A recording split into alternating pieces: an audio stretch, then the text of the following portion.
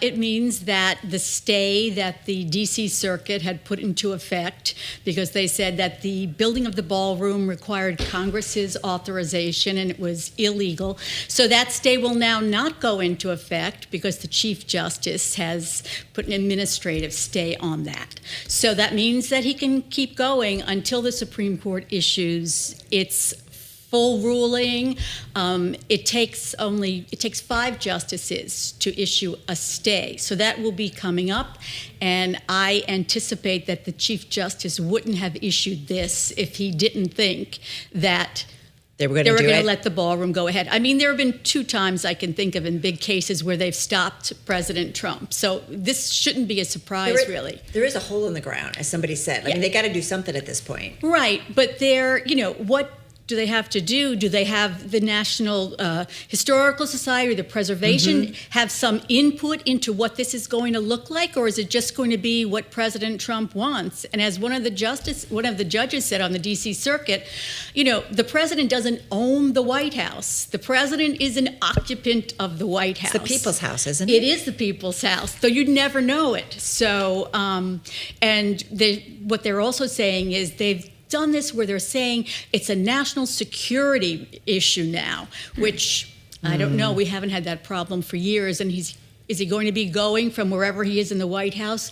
over to the ballroom and under the bunker? I don't know. It all sounds very, very mysterious and suspicious in my mind. Okay, but realistically, the longer the construction goes on, the harder it would be for anyone to try and push back on it, right? Well, that's what they've said. They've said it's 60% done.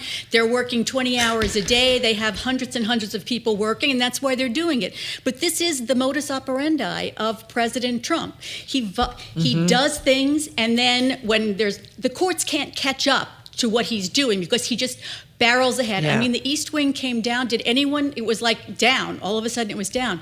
Same thing happens it's been happening since the very beginning of this administration. Do you remember when Judge Boasberg said, turn those planes around, sending those Venezuelans to that prison in El Salvador? Right.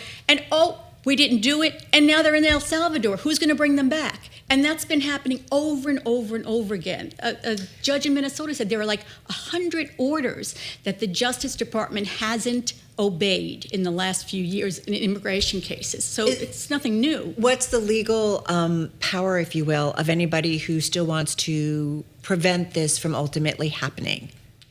I think that they've done what they can do. And now that it's before the Supreme Court, that's going to be the final answer, whether they're going to make a ruling based on, what the law is and describe it, or whether they're just going to say, it's gone too far. And what else are we going to do? I mean, he's put them in this position. It's a very hard position to put them in because, as you said, it's already 60% complete.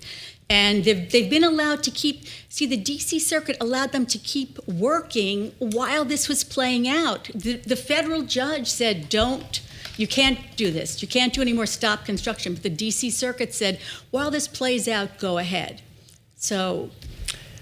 Kind of fascinating. The point is, though, things like this would normally go through Congress. Who's paying for this? Do we ultimately know that? They say that partly private donors. I don't think we really know who's paying for it, but in a lot of these projects that start out as supposedly private donors, it ends up being taxpayers. And that's why it normally goes through Congress, right? Because it involves taxpayer money to some extent. Right. And also, it's just, it's the law that this kind of thing, it's a congressional duty. It's not, what president do you know before this? I know. I'm just trying to find the rules. I want to understand. You're the legal expert. I have to look back to George Washington and see if he even had that much to do with it. As some would say, June, and you know all too well, we're living in interesting times and unusual times. We definitely are.